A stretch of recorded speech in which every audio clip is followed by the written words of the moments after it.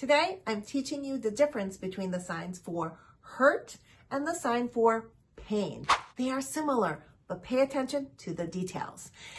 Both signs are going to use our one hand shapes. Pointer finger up, all the other fingers closed all the way. Not like this, closed all the way.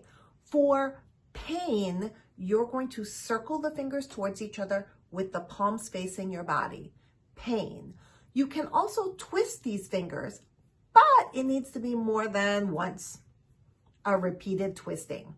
For hurt, as in injure, we need to twist once. Twist. Remember that an accident, an injury happens in a moment. It's not a repeating thing. So I got hurt. Ooh, it hurts. And that's the difference between the two.